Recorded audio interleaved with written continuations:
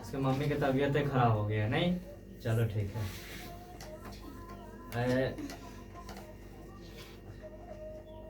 कल क्लास चला था, हिस्ट्री लाइए तो हिस्ट्री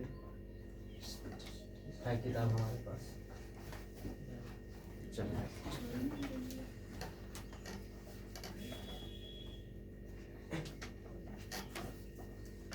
कल चला था हिस्ट्री, ध्यान में है कल जो पढ़ा थे।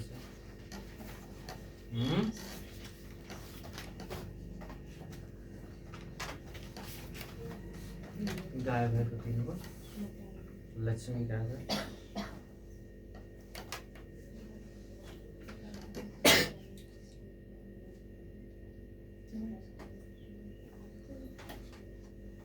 ठीक, बताइएगा कल जो पढ़ाए थे, देखिए ध्यान में है कि नहीं, याद है कि नहीं है तो लोगों का।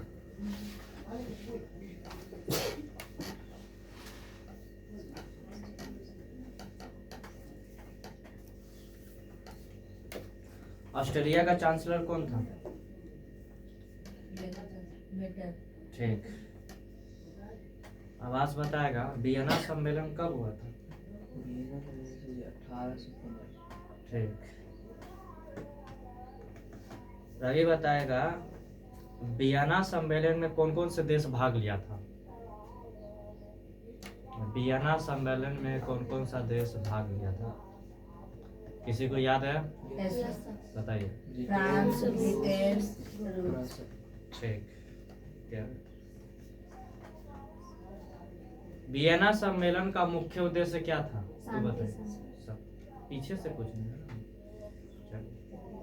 वियना सम्मेलन होने से कौन सा युद्ध समाप्त हो गया था? हम इधर से पूछे, तुमसे पूछे, माने कि चावल दाल जहाँ अच्छा लगेगा वहीं खा लेना है लुट के। अरे भाई, जिसका क्वेश्चन गया है आप लोगों को मौका मिल रहा है ना। ठीक, गणतंत्र का मतलब क्या होता है रवीना, बताइए। गणतंत्र का मतलब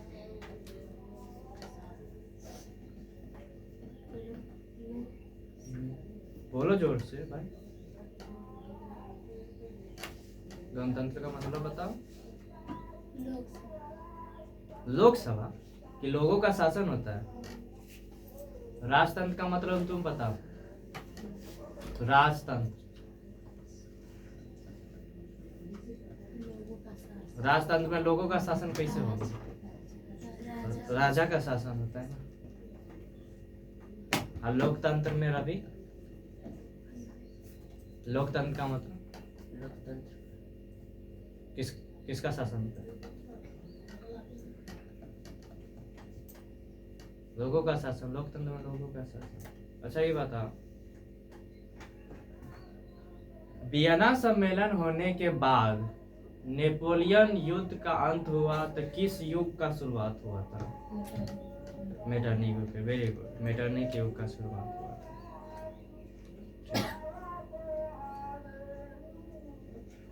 चलिए आगे बढ़ते हैं, पढ़िएगा कोई यहाँ से। इटली पर अपना आवाज पर हो। इटली पर अपना प्रभाव स्थापित करना, आराम से पढ़ना है। इटली पर ऐसे पढ़ो, इटली पर अपना प्रभाव स्थापित रखने के लिए मेटरनिक ने उसे कई राज्यों में विभाजित कर दिया। हाँ। सिसिली और नेपल्स के प्रदेश बुरबोन के सम्राट फर्डिनेंड को दे दिया गया। रोम और उसके आसपास के राज्य को सौंप दिए गए। लोम्बार्डी एवं वेनेशिया पर ऑस्ट्रिया की प्रभुता कायम हुई। पर्मा, मोडेना और टस्कनी के प्रांत हेब्सबर्ग राजवंश के दे दिए गए तथा जेनेवा और सार्डिनिया पीडमाउंट के राज्य में सम्मिलित कर दिए गए। जर्मनी में 39 रियासतों का संघ कायम रहा, जिस पर अप्रत्यक्ष रूप से ऑस्ट्रिया का अधिकार स्थापित किया गया तथा हर संभव प्रयास किया गया कि उसके राष्ट्रीयता की भावना नहीं जागे। मीटरनिख ने फ्रांस में भी पुरातन व्यवस्था की पुनर्स्थापना की। इस तरह वियना सम्मेलन प्रतिक्रियावादी शक्तियों की विजय थी, लेकिन यह व्यवस्था स्थायी साबित नहीं हुई और जल्द ही यूरोप के राष्ट्रीयता की भावना का प्रभाव हुआ, जिसे यूरोप के लगभग सभी देश प्रभावित हुए। फ्रांस में वियना चलिए ठीक है बैठ जाइए। चलिए तो भाई नेपोलियन युग के अंत के बाद किस युग का आरंभ हो गया था? मेटरनिख युग के। तो अब मेटरनिख युग के बारे में हम लोग पढ़ेंगे, ठीक है। मेटरनिख युग का जो मुख्य मकसद था वो फ्रांस में पुरातन व्यवस्था को स्थापित करना था। क्या चीज का स्थापना? पुरातन व्यवस्था नहीं है, पुराना जो नियम कानून चल रहा था लोगों का वही स्थापन करना था, ठीक है। लेकिन क्या होता है कि भाई जब मेटरनिख युग की शुरुआत होती है तो इटली पर अपना प्रभाव स्थापित रखने के लिए मेटरनिख ने कई राज्यों को विभाजित कर दिया था। क्या कर दिया था? विभाजित कर दिया था। विभाजित करने का मतलब है अलग अलग करना। क्या चीज करना? अलग अलग। विभाजित करने का अलग अलग कई राज्यों को अलग कर दिया। माने कि किस लिए? ताकि मेरा सत्ता प्रभुत्व इस पर कायम रह सके, इसीलिए। समझे? आगे बढ़ते हैं। सिसिली और नेपल्स के प्रदेश बुर्बो वंश के सम्राट फर्डिनेंड को दे दिया था। यानी ये सिसिली और नेपल्स क्या एक प्रदेश है? क्या है? प्रदेश है। ये प्रदेश है, लेकिन आपसे यहाँ पर क्वेश्चन कैसे बनेगा ये थोड़ा सा नहीं ध्यान में रखिएगा। सिसिली और नेपल्स जो प्रदेश था किस वंश को दिया था? तो बुर्बो वंश का। किस वंश को दिया था? सिसिली और नेपल्स किस वंश को दिया गया? बुर्बो वंश को। कौन दिया था? तो मेटरनिख ने दिया था। अब यहाँ से नेक्स्ट क्वेश्चन बनेगा कि बुर्बो वंश का जो राजा था यानी सम्राट था कौन था? फर्डिनेंड था। कौन था? फर्डिनेंड। बुर्बो वंश का सम्राट कौन था? क्वेश्चन देखो, सिसिली और नेपल्स। यूरोप का राष्ट्रवाद चल रहा है। क्या चल रहा है? यूरोप का राष्ट्रवाद। इतिहास है। क्या है? सिसिली और नेपल्स कौन से वंश को दे दिया गया था? ये जो प्रदेश है क्या है? कौन से वंश को दे दिया था? तो बुर्बो वंश को। थोड़ा सा नहीं देखना, सही लिखा है ना? बुर्बो वंश। अच्छा ठीक है, जो भी है बुर्बो वंश को दे दिया गया। इसका साम्राज्य कौन था? सम्राट कौन था? फर्डिनेंड। फर्डिनेंड सही लिख रहा है? एक मिनट, फर्डिनेंड भाई देख लेना है। फर्डिनेंड ठीक। तो क्वेश्चन आइए कि कौन विभाजित किया था? मेटरनिख किया। निख ठीक है। हाँ, कौन किया था विभाजित? मेटरनिख ने विभाजित किया था। क्यों किया था? ताकि हमारा जो प्रभुत्व है कायम रह सके इटली में। तो क्वेश्चन यहाँ से पूछता है बार बार कि सिसिली और नेपल्स का जो साम्राज्य प्रदेश था वो कौन से वंश को दिया गया था? तो बुर्बो वंश को दिया गया था। नेक्स्ट क्वेश्चन बनेगा कि बुर्बो वंश का राजा कौन था यानी सम्राट कौन था? तो फर्डिनेंड था। कौन था? फर्डिनेंड था। कौन था? बुर्बो वंश के सम्राट कौन था? फर्डिनेंड। बुर्बो वंश के सम्राट कौन था? फर्डिनेंड था। ठीक है, नेक्स्ट क्वेश्चन आगे बढ़ेंगे। तो रोम और उसके आसपास राज्य पोप को सौंप दिया गया। किसको सौंप दिया गया था?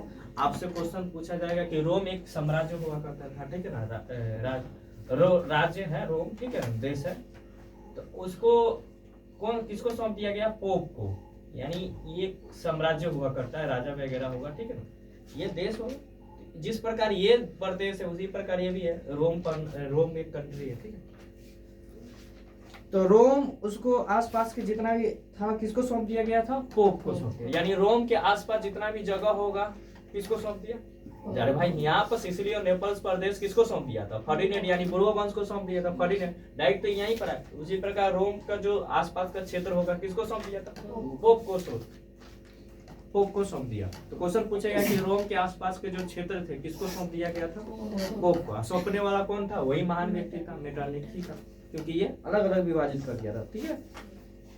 उसके बाद लोम्बार्डी एवं वेनेशिया पर ऑस्ट्रेलिया का प्रभुत्व कायम रहा। अब नेक्स्ट क्वेश्चन पर लोम्बार्डी क्या है? लोम्बार्डी और वेनेशिया। ध्यान से सुनिएगा। लोम्बार्डी और वेनेशिया का प्रभुत्व किसका कायम था? तो ऑस्ट्रिया का था। किसका था? ऑस्ट्रिया का कायम था। माने कि ये ऑस्ट्रेलिया है पर इसका शासन था। ये दोनों पर किसका शासन था? ऑस्ट्रेलिया का शासन था, ठीक है।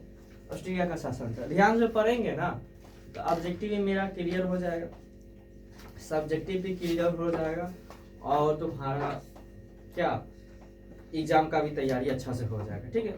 क्लास का मतलब ये हुआ कि हाँ भाई क्वेश्चन आंसर केवल हमको करना नहीं, समझना भी जरूरी है, ठीक है। समझे हुए रहेंगे तो आप खुद लिख लीजिएगा, ठीक है। अब ये क्वेश्चन आपको समझ में आ रहा है? लोम्बार्डी और वेनेशिया पर किसका प्रभुत्व रहा? ऑस्ट्रिया का प्रभुत्व रहा, ठीक है ना। यानी प्रभुत्व का मतलब है कि शासन रहा, ठीक है। नेक्स्ट क्वेश्चन, नेक्स्ट जाएंगे। परमा और मोडेना और टस्कनी के प्रांत हेंसवर्थ को राजवंश को सौंप दिया था। देखो परमा, मोडेना और टस्कनी। अब यहां से देखेंगे परमा, मोडेना है ना जो भी है, और टस्कनी ये कौन से वर्ग को सौंप दिया था? ये जो कंट्री था राजवंश, यानी हेक्स वर्ग को, टस्कनी हेक्स वर्ग को सौंप दिया था। कौन से वर्ग को? हेक्स। हम राजवंश को राजे वंश था। ये क्या था? हेक्स वर्ग यानी राजवंश। जिस प्रकार यहाँ पर पूर्व वंश था ये भी हेक्स वर्ग था। तो परमा, मोडेना, टस्कनी किस वर्ग को सौंपा गया था? हेक्स वर्ग को सौंपा गया था। हेक्स वर्ग एक राजवंश, ठीक है ना। आपसे क्वेश्चन पूछेगा इनमें से राजवंश कौन थे? हेक्स वर्ग। इनमें से राजवंश कौन थे? हेक्स वर्ग है। समझा है कि नहीं? परमा, मोडेना, टस्कनी किसको सौंपा गया था? तो राजवंश को सौंपा गया था। उसके बाद लिखा हुआ है कि जेनेवा, सरनिया, पीडवांट के राज्य सम्मिलित कर दिए गए। तो माने कि ये दोनों मिला दिया गया। क्या कर दिया गया? मिला दिया गया। और जर्मनी में कितने रियासत संघ थे? तो 39 रियासत संघ थे। आपसे क्वेश्चन यहाँ पर बार बार पूछता है, जर्मनी में कितने रियासत संघ थे? रियासत सही लिख रहे हैं ना? संघ। तो 39 था। संघ करने का मतलब है कोई टीम होता है। 39 गो का संघ था। किसका संघ था? 39 गो का संघ था। क्वेश्चन क्या था? 39 गो का संघ था। सीधा बैठो, 39 गो का संघ था। समझ में आया? माने कि ये जर्मनी में इसका कायम था। सब जगह तो बढ़ गया, लेकिन जर्मनी में 39 गो रियासत संघ का कायम था। माने कि प्रभुत्व तो वहां पर कायम था, कोई अलग नहीं हुआ था, ठीक है। आगे बढ़ते हैं। लिखा हुआ है कि जिस पर अप्रत्यक्ष रूप से ऑस्ट्रेलिया का अधिकार था। माने कि इस पर अप्रत्यक्ष रूप से कौन? माने कि सामने, जैसे कि हम लोगों का क्या होता है, कोई अगर संसद में कोई जाता है अप्रत्यक्ष रूप से वोटिंग करता है। जनता तो मुखिया को ठहरा करता है, विधायक को ठहरा करता है। अप्रत्यक्ष रूप से मुख्यमंत्री थोड़ी आते घूमते हैं गाँव में, वो कहीं एक जगह जाते हैं, उसके बाद भाषण देते हो गया। तो अप्रत्यक्ष रूप से शासन करने का मतलब है क्या? वो सामने नहीं आना, सामने नहीं आना। मान लेते हैं इस कोचिंग में बहुत सारा टीचर होगा, आप हमको केवल जान रहे हैं या अन्य 2-3 को टीचर को जान रहे हैं, लेकिन और सारा भी जो होगा वो अप्रत्यक्ष रूप से कोचिंग में सम्मिलित होंगे, लेकिन आपको जानकारी नहीं होगा। उसी प्रकार यहाँ पर जर्मनी पर किसका अधिकार था? ऑस्ट्रेलिया का अधिकार था।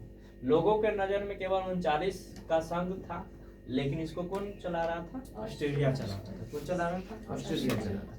ऑस्ट्रेलिया चला रहा था, क्योंकि यहाँ पर लिख रहा है कि भाई अप्रत्यक्ष रूप से किसका अधिकार था? तो ऑस्ट्रेलिया का अधिकार। आपसे क्वेश्चन पूछेगा कि जर्मनी के जो रियासत जर्मनी के जो रियासत था, जर्मनी के जो रियासत 39 का जो संघ था, उस पर किसका अप्रत्यक्ष रूप से अधिकार था? ऑस्ट्रिया का अधिकार था। किसका अधिकार था? ऑस्ट्रिया का अधिकार था। आगे बढ़ेंगे। इस तरह वियना सम्मेलन में प्रतिक्रियावादी शक्तियों का विजय हुआ। क्या हुआ? माने कि वियना सम्मेलन का मुख्य उद्देश्य यही था, समझे? प्रतिक्रियावादी जो सम्मेलन हुआ था वो विजय हुआ। विजय कहने का मतलब जीत गया। लेकिन यह व्यवस्था अस्थायी साबित नहीं हो पाया, ज्यादा दिन तक नहीं चल पाया। जल्द ही यूरोप में राष्ट्रीयता की भावना का प्रसार होने लगा। क्या होने लगा? अब भाई किसी के अब राजा उजा बनाने लगा। ये क्या बना रहा है? मेटरनिक क्या बना रहा है? राजे तो बना रहा है सबको। सिसिली और नेपल्स के राजा इसको बना दिया, फर्डिनेंड को। परमा मोरेना टसनी हेक्सबर्ग को बना दिया। लोम्बार्डी वेनेसिया ऑस्ट्रेलिया का था। रोम पोप हो गया इस पर 39। तो भाई ज्यादा दिन तक राजा का थोड़ी शासन हो सकता है, ज्यादा दिन तक नहीं हो सकता। इसीलिए ना क्वेश्चन हम शुरुआत में बोले थे कि मेटरनिक, इनमें से कौन है जो पुरातन व्यवस्था को लाना चाहता था? तो मेटरनिक था। ये देखो, तो वियना सम्मेलन ज्यादा दिन तक नहीं चल पाया। लोगों के अंदर क्या आ गया? यूरोप के राष्ट्रीयता का भावना आने लगा कि भाई हमारे अधिकारों का हनन हो रहा है, हमें नुकसान पहुंचाने जा रहा है हम। तो वहां पर क्या हुआ? सभी के अंदर क्या आ गया? देश प्रभावित होने लगा। क्या होने लगा? देश से क्या होने? तो आपसे क्वेश्चन पूछेगा कि भाई जल्द ही यूरोप के लोगों के अंदर वियना सम्मेलन का जब प्रभुता घोर प्रतिक्रियावादी विजय हुआ, उसके बाद क्या ज्यादा दिन नहीं चला, उसके बाद लोगों के अंदर क्या आ गया? राष्ट्रीयता के अंदर भावना जगने लगी और यूरोप के लगभग सभी देशों में प्रभावित किया। क्या करने माने जब लोगों के अंदर भाई एक्टिविटी चेंजिंग आएगा तो जाहिर सी बात है बदलाव तो होगा ही। समझ आए ना? आगे है कि फ्रांस में वियना नेक्स्ट, यहाँ तक हो गया ना, कोई दिक्कत? यहीं तक ना आप लोग पढ़े हैं? आगे पढ़िए। फाइल पढ़ेगी फ्रांस में वियना व्यवस्था। चलिए पढ़िए। हेलो, आगे थोड़ा कहाँ हो गया? फ्रांस में वियना व्यवस्था के स्वतः क्रांति के पूर्व की व्यवस्था को स्थापित करने के लिए पूर्व राजवंश को पुनर्स्थापित किया गया था। लुई 18वां फ्रांस का राजा बना। उसने फ्रांस की बदली हुई परिस्थितियों को समझ और फ्रांसीसी जनता पर पूरनपंथी व्यवस्था को रोकने का प्रयास नहीं किया। उसने प्रतिक्रियावादी अथवा सुधारवादी शक्तियों के मध्य सामंजस्य स्थापित करने का प्रयास किया था। इसी उद्देश्य से 2 जून 1814 ईस्वी को सामंजस्य की ओर से संबोधित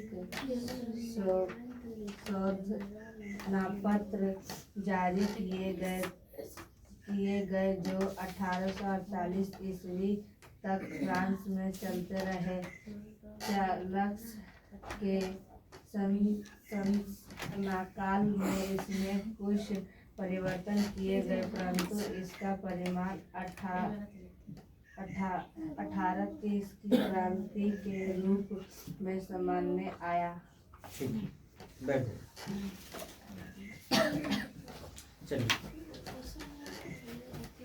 तब क्या वहां तक हम लोग पढ़ लिए थे। कहने का मतलब है कि भाई वियना सम्मेलन ज्यादा दिन तक प्रभावित लोगों को नहीं कर पाया, क्योंकि राजा का शासन है। तो भाई लोग थोड़ी आज आप किसी के आप बोल दीजिए तो भाई अब लोकतंत्र हटा के राजतंत्र तुरंत मार देगा सब।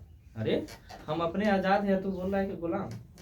ठीक है, तो भाई वहां पर होने के बाद अब क्या हो रहा है कि फ्रांस में क्या हो रहा है कि देख रहे हैं कि लोग भाई अब एडजस्ट नहीं कर पा रहा है, एडजस्ट नहीं कर पा रहा है। तो क्या किया जाए? तो वहां पर फ्रांस से वियना व्यवस्था की तरह क्रांति की पूर्व व्यवस्था को स्थापित करना के लिए क्या किया? लोग प्रयास करने लगा। क्या करने लगा? प्रयास करने लगा कि भाई इसको किसी न किसी प्रकार को स्थापित करना। लेकिन क्या होता है कि बुर्बो राजवंश जो था पुनः स्थापना किया, फिर से क्या किया? फिर स्थापना किया। और इस बार जो किया ना, कहाँ पर गया? बुर्बो फर्डिनेंड को बनाया। लेकिन इस बार क्या हुआ कि जैसे ही लोगों के अंदर विद्रोह आ गया तो राजा चेंज कर दिया। क्या कर दिया? राजा चेंज किया। लुई कुछ करके नाम होगा, लुई 18वां। क्या हो गया?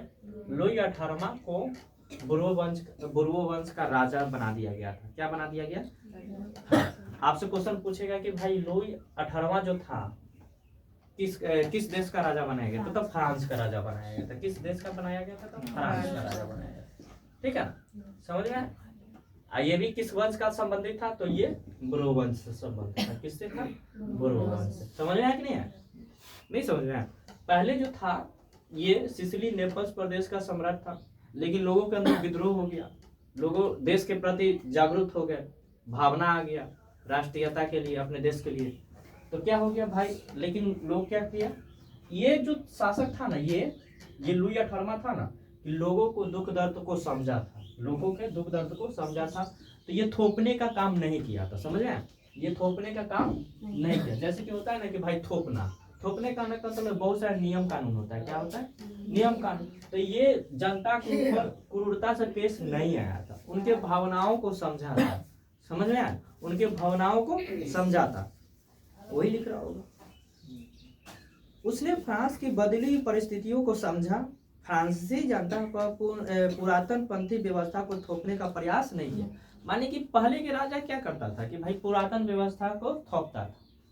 माने कि वही रहे, मान लेते हैं हमारे गांव में बहुत सारे बुजुर्ग लोग होंगे कि नहीं हो, वो चाहेंगे कि भाई पहले जो जैसा चलता था वैसे ही चले, लेकिन हम लोग नहीं चाहेंगे। हम लोग चाहेंगे कि अभी जैसा है वैसे ही चले, हैं? तो दोनों का मैचिंग सोच होगा? नहीं होगा, जिसके वजह से क्या हो जाए, विद्रोह होगा कि नहीं होगा? होगा कि नहीं होगा? कहते हैं कि भाई हम ऐसे बाल रखे हुए हैं, ठीक है, अब ऐसे बाल रखे हुए हैं, अब अन्य लोग देखेगा हमको, कोई जिसके पास बुजुर्ग लोग देखेंगे, ठीक है, या कोई लड़का ही देखेगा कि तो एक टीचर हीरोगिरी करता है, बाल उसके पास है ये नहीं रखने के लिए, तो बोलवे करेगा ना। बुजुर्ग लोग के पास है ये नहीं तो बोलवे ना करेगा, वो कहेगा कि भाई बाल ही नहीं रहना चाहिए था, इसको छोटा छोटा करना चाहिए था। क्या करना चाहिए? हमारे जमाने छोटा छोटा होता था तो छोटा छोटा रखना। आज के दिन में मुर्गी कटिंग तो ये कटिंग तो ये कटिंग, भाई है तो है, क्या दिक्कत है? हाँ, इसमें क्या दिक्कत है?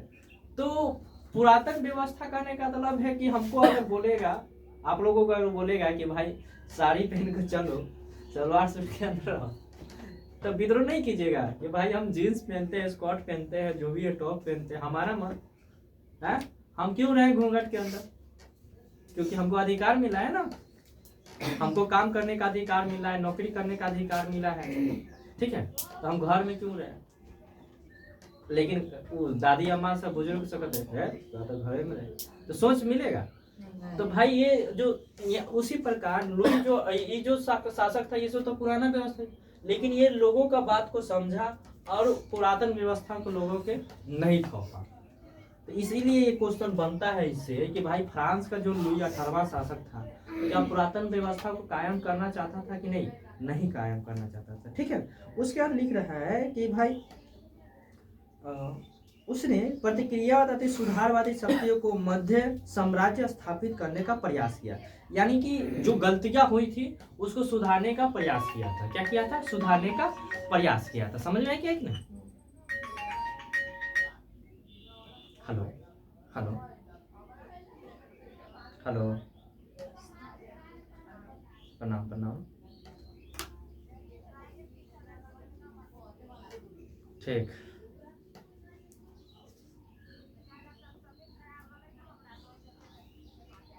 ठीक,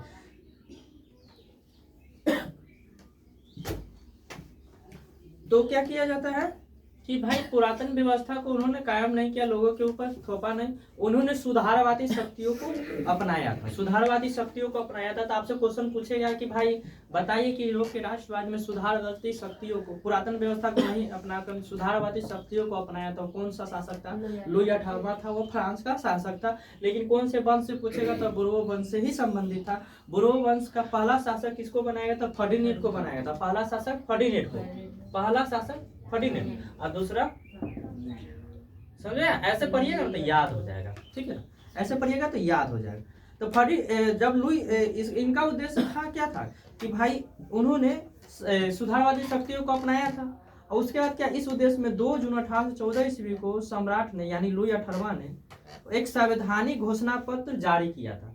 संवैधानिक घोषणा पत्र जारी किया था। आपसे क्वेश्चन यहाँ से पूछेगा, यहाँ से बनता है 2 जून कितना था बताइए सर? 1814 ईस्वी में एक संवैधानिक घोषणा पत्र, संवैधानिक घोषणा पत्र जारी किया था। क्या किया था? और ये जो घोषणा पत्र जारी किया था ये 1848 ईस्वी तक चला था। 1814 से लेकर 1848 ईस्वी तक चला था। इस घोषणा पत्र में चार्ल्स एक्स के शासनकाल में इसमें कुछ परिवर्तन किए गए, परंतु इसका परिणाम 1830 के क्रांति के रूप में सामने आई थी। तो आगे का टर्म है, पहले ये समझेंगे कि भाई संवैधानिक घोषणा पत्र यानी संविधान के अनुसार लोगों को चलना था। क्या था? जिस प्रकार हमारे देश में संविधान है उसी प्रकार उस समय लुई 18वां ने लोगों को बातों को समझकर एक नियम लाए, संवैधानिक नियम लाए। वो कब लाए थे? 2 जून 1814 ईस्वी में। कब तक चला? 1848 ईस्वी में। लेकिन जब जैसे ही लुई 18वां के बाद चार्ल्स एक्स आता है तो इसमें कुछ परिवर्तन करता है। क्या करता है? परिवर्तन करता है। तो जाहिर सी बात है आप परिवर्तन कीजिएगा तो भाई कुछ तो नहीं ना लोगों को एक्सपेक्ट होगा। हम लोगों के अंदर परिवर्तन आएगा, हम लोग नया कुछ करने के लिए सोचेंगे तो पुराने लोग जो होंगे तुम्हारे बारे तो रोकेगा। क्या करेगा? रोकेगा। ठीक है ना, कि ये नहीं होता है वो नहीं होता है, लेकिन उनका भी बात सुनना जरूरी है। ठीक है, उनका भी बात सुनना जरूरी होता है, क्योंकि नहीं सुनिएगा तो बहुत सारा गलतियां भी हो सकती है। तो गलतियां के नहीं करना है। तो हम कल देखेंगे 1830 के क्रांति। आज के लिए इतना ही रहने देते हैं। क्या रहने देते? 1830 के क्रांति। ठीक है, 1830 के क्रांति। आप इसको चाहे नोट कर सकते हैं, लेकिन छोड़ना चाहेंगे तो छोड़ सकते हैं। ऐसे याद ही हो गया। एक रिकॉल कर देते हैं। ठीक है, चलिए रिकॉल करते, रिवीजन करा देते हैं। ठीक है, अच्छा बताइएगा, नेपोलियन युग के अंत के बाद किस युग की शुरुआत हो गई थी? ब्रिटेन युग की शुरुआत होगी। और बताइएगा, क्वेश्चन पूछे, सिसिली और नेपल्स प्रदेश को किस वंश को सौंप दिया गया था? आपका बुर्बो वंश का पहला शासक फर्डिनेंड को बनाया गया था। Very good. रोम के आसपास के क्षेत्र को किसे सौंप दिया गया था? पोप को सौंप दिया गया था। ठीक है, और लोम्बार्डी और वेनेशिया पर किसका शासन था? ऑस्ट्रिया का शासन था। Very good. और नेक्स्ट क्वेश्चन, परमा, मोडेना और टक्सनी जो प्रांत थे किस वर्ग को सौंपा गया था? प्रांत, राज्य। बिहार एक प्रांत तो राज्य, समझ रहे हैं? तो हेक्स वर्ग को सौंपा गया था। ठीक है, हेक्स वर्ग क्या था? राजवंश था। राजवंश था। ठीक है। जर्मनी में कितने रियासत थे? 39। इनडायरेक्ट रूप से किसका शासन था इस पर? मानिए अप्रत्यक्ष रूप से 39 रियासतों पर जर्मनी पर ऑस्ट्रिया का शासक था। किसका शासक था? ऑस्ट्रिया का शासक था। ठीक है। मेटरनिक कौन से व्यवस्था को लाना चाहता था? पुरातन व्यवस्था को लाना चाहता। किस सम्मेलन के माध्यम से? तो वियना सम्मेलन। क्या वियना सम्मेलन लोगों को ज्यादा दिन तक प्रभावित कर पाया? नहीं कर पाया था, नहीं कर पाया। ठीक है, समझे? उसके आगे का क्वेश्चन था कि भाई नहीं, जब लोगों के अंदर, यूरोप के लोगों के अंदर राष्ट्रवाद का भावना जग गया तो लोगों क्या करने लगे? विद्रोह करने लगे। तो बाद में बुर्बो वंश का राजा किसे बनाया गया था? लुई 18वां को बनाया गया था। लुई 18वां लोगों के हित को समझा, पुरातन व्यवस्था को लागू न करके एक संवैधानिक घोषणा पत्र जारी किया था। कब जारी किया था? तो 2 जून 1814 ईस्वी को जारी किया था। और ये कब तक था? 1848 ईस्वी तक था। और इसमें कुछ परिवर्तन किए थे चार्ल्स से, जिसके कारण लोगों के अंदर फिर से क्रांति आ गई, जिसे हम 1830 के क्रांति के रूप में हम लोग देखेंगे। कल 1830 के क्रांति में देखते हैं। ठीक है, नेक्स्ट बुक निकालो।